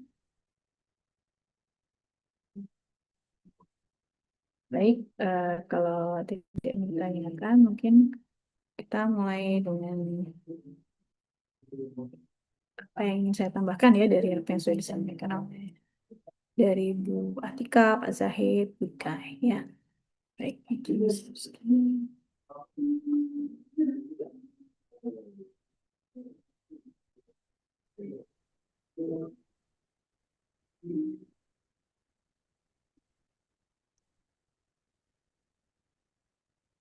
Ya, yang ingin saya tambahkan, teman-teman, jadi untuk konsep IPI ini sebenarnya adalah tentang pembentukan identitas personal, profesional, dan interprofesional masa profesi kesehatan melalui IPI ya, teman-teman.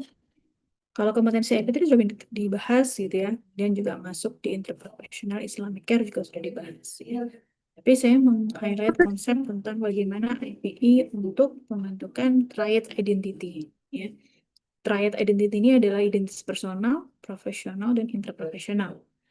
Nah, kita tahu bahwa latar belakang kenapa harus IPCP atau Interprofessional Collaborative Practice ini berangkat dari keinginan untuk meningkatkan kualitas pelayanan kesehatan dan keselamatan pasien. Dan itu sudah terbukti bahwa IPCP dapat meningkatkan kualitas pelayanan kesehatan pasien. Sudah banyak penelitian yang membuktikan ya. Dan latar belakang berikutnya juga adalah tentang Bristol, kasus di Bristol ya, bahwa ada kasus banyak kematian dari para bayi yang menjalani operasi jantung dan didapatkan ternyata ini akibat dari kesalahan kolaborasi ya. Dan ternyata dari kasus Bristol itu didapatkan rekomendasi bahwa yang sangat penting untuk membangun pemahaman tentang peran profesi yang lain, kemudian juga menghargai dari peran tim interprofesional dan merekomendasikan juga untuk melakukan IPE atau Shared Education and Training di antara tenaga kesehatan. Ya. Nah, tadi kolaboratif praktis sudah disebutkan itu kan minimal dua jenis profesi kesehatan gitu untuk bisa bekerja sama yang melibatkan pasien juga, keluarganya, dan juga komunitas. Nah, di sini kalau kita lihat praktek kolaborasi di pelayanan kesehatan itu kita bekerja bersama tuh banyak ya, mulai dari diagnostisnya, treatment surveillance di level komunitas ya, komunikasi kesehatan, edukasi kolaboratif yang kita lakukan juga sekarang. Kemudian untuk manajemen ya, bahkan untuk environmental health ya. Sanitasi ini termasuk untuk environmental health. Jadi kalau konsep IPI 200 juga ada tentang konsep One Health. One Health itu adalah bagaimana kesehatan itu ditinjau dari human health, environmental health, dan animal health, termasuk zoonotic disease ya. Nah, itu di situ perannya. Nah, kemudian kenapa sebenarnya harus belajar berkolaborasi ya? Karena berangkat dari penelitian Alport, Bapak Alport ini akan teori kontak teori, butuh beberapa kondisi untuk bisa menghilangkan prejudice atau perspektif negatif ya. Dan itu menghilangkannya berupa dengan cara berusaha untuk kesetaraan, minimalisir hierarki atau menghilangkan hierarki interprofesi ya. Kemudian juga bekerja bersama melalui tujuan yang sama dan bekerja sama. Jadi tidak hanya bekerja sama, tapi berkolaborasi, ada interaksi ketika kontak. Nggak cukup duduk bareng, tapi tanpa komunikasi. Tapi selain duduk bareng tuh harus ada interaksi yang intensif gitu ya during the contact. Dan kemudian dilanjutkan oleh Bapak Sarjan ini yang menjelaskan bahwa teamwork itu merupakan aktivitas sosial yang kompleks. Dia butuh keterampilan kognitif, pengetahuan, keterampilan klinik, dan sikap. Nah, oleh karena itu sebenarnya kita tidak bicara dari masalah jumlahnya berapa orang dalam satu grup ya, tapi bagaimana orang-orang tersebut bisa menjadi tim. Nah, 5-10 orang bisa jadi grup, tapi ketika nggak ada interaksi, dia nggak bisa jadi tim. Dia hanya sekedar jumlah orang dalam satu grup. Tapi ketika masing-masing itu saling berinteraksi bersama, itulah yang disebut dengan tim. Ya, jadi teamwork itu adalah sesuatu yang perlu kita pelajari. Ya. Nah, kemudian patient safety menjadi poin juga penting di dalam kenapa IPI berusaha mewujudkan IPCP yang efektif, karena patient safety itu menjadi salah satu keuntungan dari IPCP ya. Dan kita tahu patient safety menjadi isu yang sedang hangat dibicarakan. Kalau kita melihat dari kerangka ini faktor-faktor yang mempengaruhi kolaborasi praktis ya atau IPCP, interprofessional collaborative practice, ini banyak faktor yang mempengaruhinya ya. Tapi kita melihat bahwa nggak cukup dari misalnya kita perbaiki komunikasinya saja, masih harus ada environment-nya, masih ada manajemen konfliknya, shared decision making prosesnya gitu ya, fasilitas, banyak hal yang mempengaruhi keefektifan kolaborasi dalam bidang kesehatan. Dan kita tahu bahwa collaborative practice ini sudah terbukti bisa meningkatkan akses terhadap kesehatan, sumber daya yang sesuai, luaran pasien dengan penyakit kronik ini semakin baik, relapse-nya, kemudian patient safety, dan menurunkan komplikasi, lama rawat, konflik, pergantian staf, serta clinical error juga bisa diturunkan. Ya. Dan dari jurnal juga sudah terbukti bagaimana peran dari atau impact jangka panjang dari IPI ini terhadap pelayanan kesehatan. Ya, kita melihat ketika collaborative practice diterapkan di pelayanan kesehatan melalui interprofessional communication, pengetahuan peran, pemahaman peran, dan suasana kerja yang menyenangkan, ini tentu akhirnya perspektifnya jadi berubah lebih positif, lebih percaya diri, gitu ya, dan akhirnya tentu sangat menguntungkan pasien dan juga tenaga kesehatan sendiri, mengurangi burnout. Ya, kita melihat di sini ada culture, teman-teman. Culture ini ada third culture dari interprofessional culture. Kalau kita selama ini kita membangun culture individual, culture profesi, dan sekarang ada interprofessional culture. Nah, third culture inilah budaya ketiga inilah yang kita coba bangun lewat IPI ini ya, karena tentu itu sangat menantang.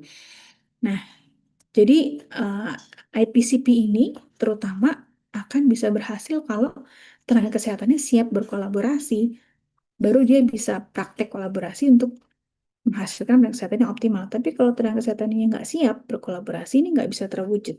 Dan untuk menyiapkan tenaga kesehatan yang siap berkolaborasi, dia butuh IPI, ya, butuh membekali tenaga kesehatannya dengan kompetensi kolaborasi.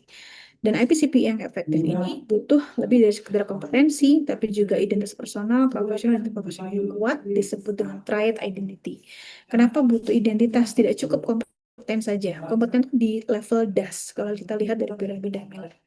DAS ini berarti dia melakukan demonstrasi sesuai yang diharapkan ketika diminta gitu ya. Ketika dinilai, ketika diminta. Tapi kalau is identity, ini secara konsisten mendemonstrasikan sikap, nilai, perilaku yang diharapkan dari seorang nakes yang profesional. Jadi kita lihat juga kompeten itu adalah di dasar bangunan profesionalisme.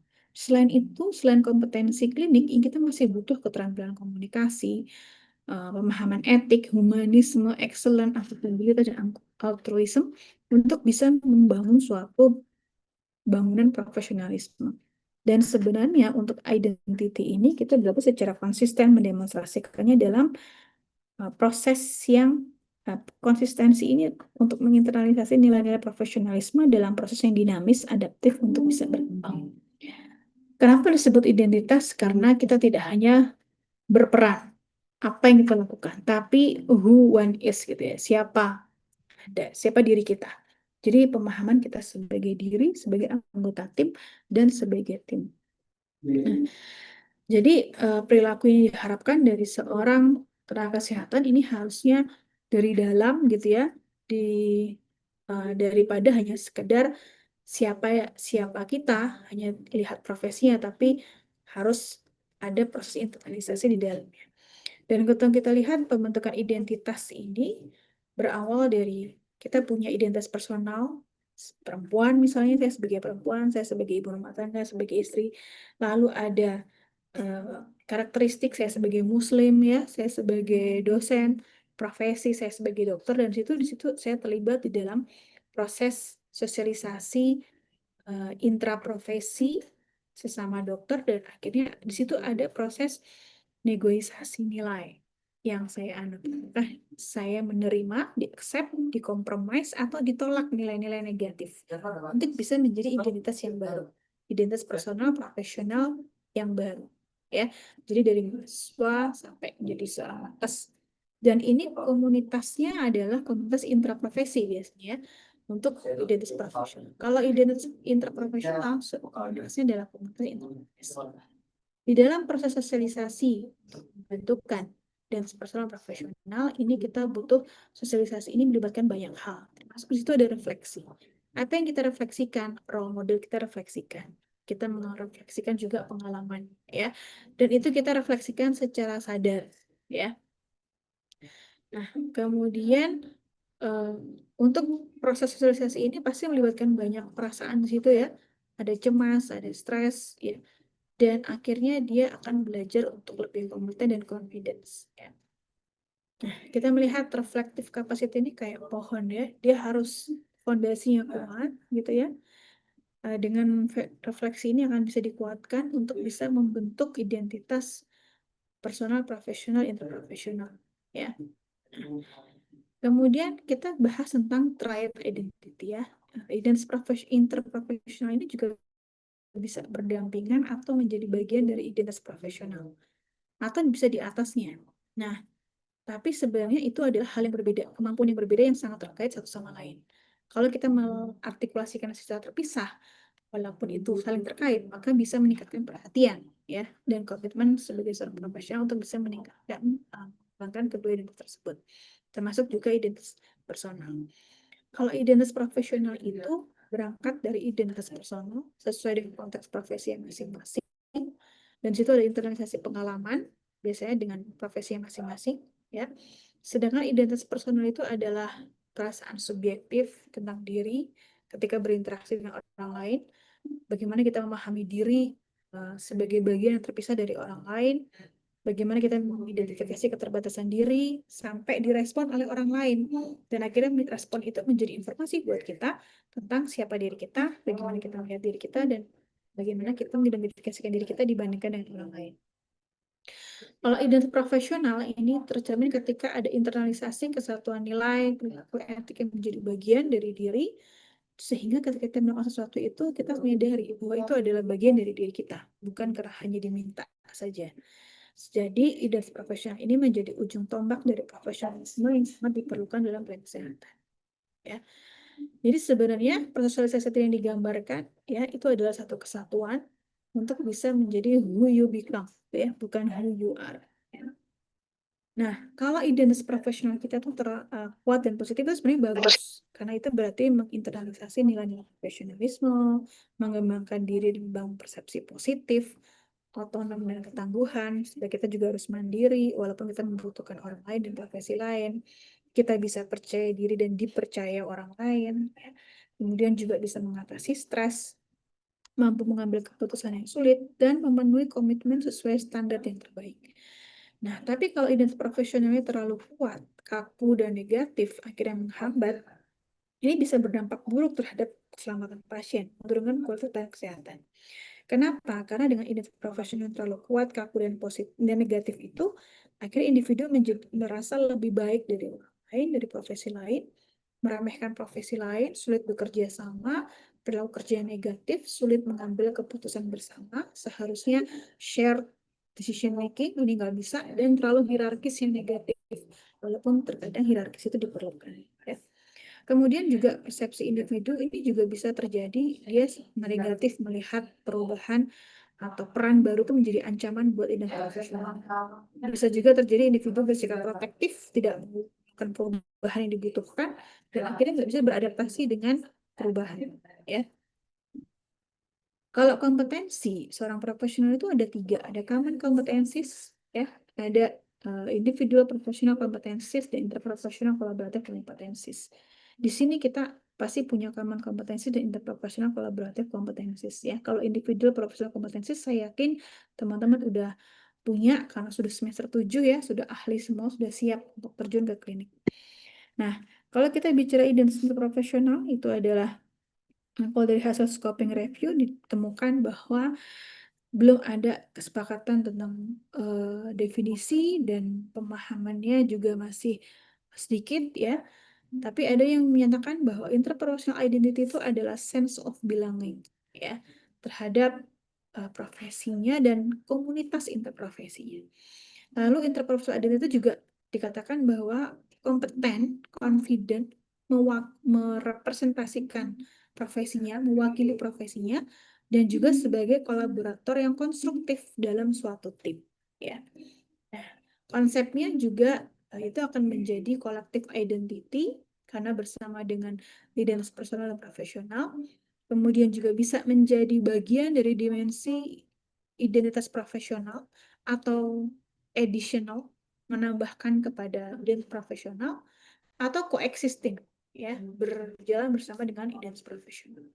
Tergantung konteksnya dia akan berdiri di dalam bagian dari identitas profesional atau di luar, lebih luas daripada identitas profesional atau berdampingan. Nah, konsep dari identitas interprofesional ini harus punya sense of belonging, komitmen dan beliefs ya.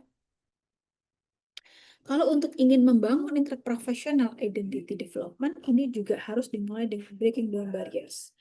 Kita harus mengatasi hambatannya dulu lewat interaksi kita, kemudian juga belajar peran dari interprofesi lain, belajar berkolaborasi, dan akhirnya pengembangan triad identity ya. Kalau literatur masih bilang dual identity. Nah, di mana kita bisa membangun identitas itu, yaitu dari triad identity dibangun lewat IPE dan IPCP. Ya, tidak cukup hanya kompetensi. Jadi kita siapkan nakes ini yang siap berkolaborasi dibentuk lewat IPE agar bisa terjun ke dalam praktek kolaborasi. Ya, kalau kita lihat gambar ini serupa tapi tak sama ya. Ini yang satu bekerja sama, yang satu sama-sama bekerja. Ya. Harapannya kita lulusan ini bisa kompeten dalam tata laksana masalah dan kompeten bekerja sama. Jadi harusnya kita perlu latihan kerjasama ini mulai dari cek pendidikan, preklinik hingga klinik. Ya. Kemudian triad identity ini butuh refleksi. Jadi nanti pembahasan refleksinya ada kaitannya dengan pembentukan triad identity. Harapannya agar bisa menjadi pembelajaran yang konstruktif dan transformatif learning. Ya. Oke, ini yang mau saya sampaikan tentang bagaimana pembentukan peran refleksi di dalam pembentukan identity. Ya, mungkin nanti akan disampaikan saat pembentukan bahas tentang konsep refleksi ya, lebih detail. Oke, kompetensi kolaborasi ini banyak kerangka konsepnya. Kalau kita melihat dari WHO, UK, Australia sampai USA, IPEC dan Kanada CIHC, semua ini memperlihatkan kompetensi kolaborasi memuat tentang refleksi di dalam. Ya. Untuk faktor budaya ini juga pengaruh terhadap kolaborasi. Misalnya power distance itu, ini menurut Hofstede ya, power distance itu tentang hierarki, superior inferior, tentang senior junior. Ini sangat kental di budaya kita ya. Jadi akhirnya kalau kolaborasinya ada perasa inferior atau perasa superior akan susah. Kemudian kolektivisme, faktor budaya ini adalah maksudnya biasanya kita takut untuk berbeda dari yang lain ya. Kemudian uncertainty avoidance, kadang kita kalau nggak ada tujuannya, nggak dinilai, itu malas juga berpartisipasi kolaborasi. Ini faktor-faktor budaya di dalam kolaborasi. Sedangkan untuk Islamic care, interprofessional Islamic care yang kita ajarkan adalah 2 hal.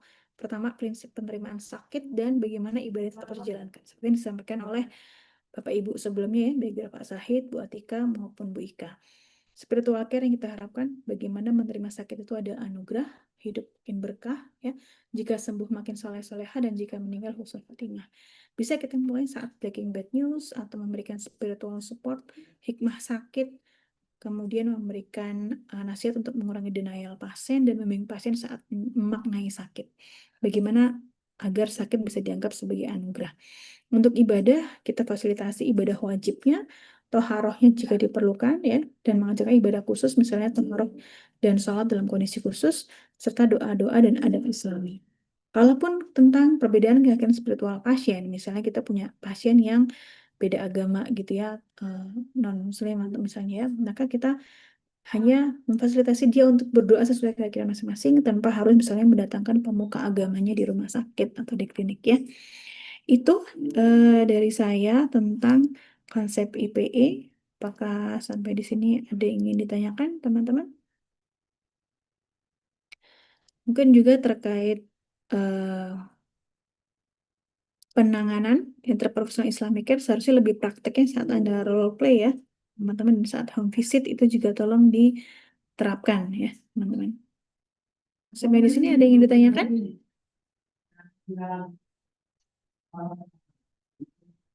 Baik, kalau nggak ada, bisa kita tutup dengan daurah majelis. Subhanakallahumma wa bihamdika asyhadu an la ilaha illa anta astaghfiruka wa atubu ilaik.